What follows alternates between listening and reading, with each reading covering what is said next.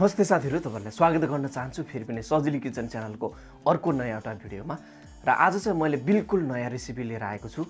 र यो रेसिपी चाहिँ मैले गुन्द्रुक र मासुलाई एकै ठाउँमा कम्बिनेसन गरेर बनाउन खोजिरहेको छु।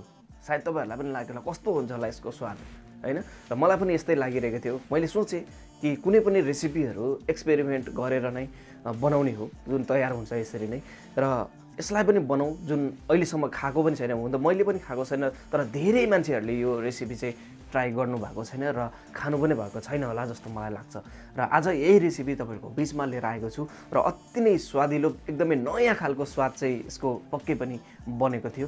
यदि तपाईहरुलाई पनि पक्कै पनि आजको रेसिपी ट्राई गर्न मन लागेको छ भने पक्कै पनि भिडियो सँगसँग रहिरहनु होला भनेर भन्न चाहे मैले। यदि हेर्दै गर्दामा च्यानललाई सब्स्क्राइब गर्नु भएको छैन भने सब्स्क्राइब पनि गरिदिनुहोस् र कस्तो तरिकाले यसलाई बनाउने हो बनाएर तपाईहरुलाई म देखाउने छु।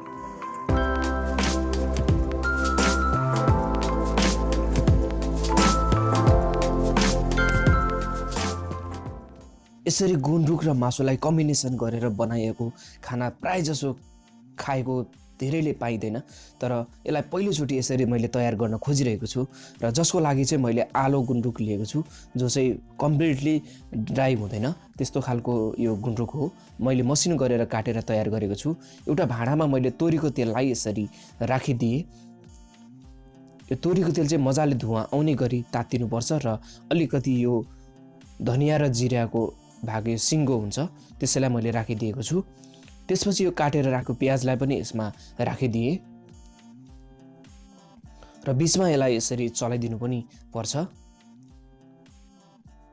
हल्का मात्रामा रातो रातो प्याज हुन थालेपछि अब हामी कुखुराको मासुलाई यसमा राखिदिनेछौँ र यसलाई चलाइदिनेछौँ। यदि च्यानललाई सब्स्क्राइब गर्नु भएको छैन भने सब्स्क्राइब पनि गरिदिनुहोस्। र त्यसपछि यसलाई यसरी पाकिरहेको छ यो मासु। र मासु मजाले यो फ्राई हुन थालिसकेपछि गुन्द्रुकलाई चाहिँ अब हामी राखिदिनेछौँ। सकेसम्म सुक्खा ड्राई भएको गुन्द्रुक प्रयोग नगर्न पनि सकिन्छ। यदि सुक्खा छ भने पहिले नै पानीमा भिजाउनु होला। त्यसपछि टमाटरलाई मैले यसमा राखिदिएँ र अलिकति हरियो खुर्सानी पनि यसमा राखेर यसलाई चलाइदिएको छु। अदुवा र लसुनको पेस्टलाई पनि मैले यसमा राखिदिएँ। यदि पेस्ट भएन भने खलमा कुटेर पनि राख्न सकिन्छ र यस्तो तरिकाले यसलाई चलाइदिनु पर्ने हुन्छ। र अलिकति मैले बेसारलाई पनि यसमा राखिदिएँ।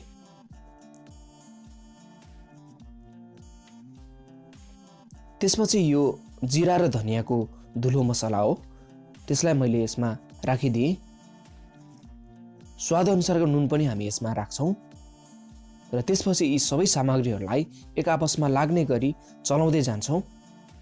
आजको रेसिपी तपाईहरुलाई कस्तो लागेको छ, जस्तो लागेको छ त्यस्तै कमेन्ट गर्नलाई र मन पर्यो भने लाइक गर्न पनि नभुल्नु होला।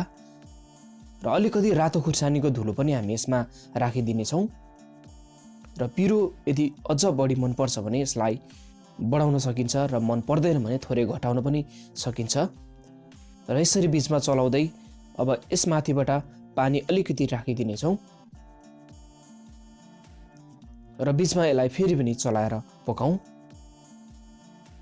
पक्कै पनि यो गुन्द्रुक र मासु बनाउँदाखेरिको मलाई पनि कस्तो स्वाद बन्छ भन्ने कुराहरू लागिरहेको छ र तपाईहरुलाई पनि त्यस्तै लागेको छ होला।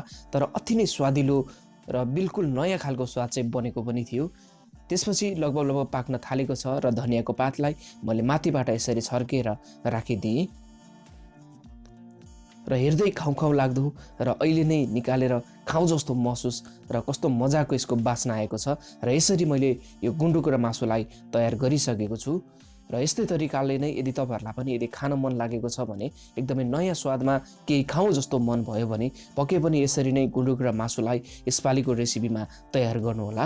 र यस्तै यस्तै रेसिपीहरू तपाईहरुको बीचमा फेरि पनि लिएर आउने कोसिस गरिरहेकै हुन्छु। र तबसम्मको लागि नमस्ते।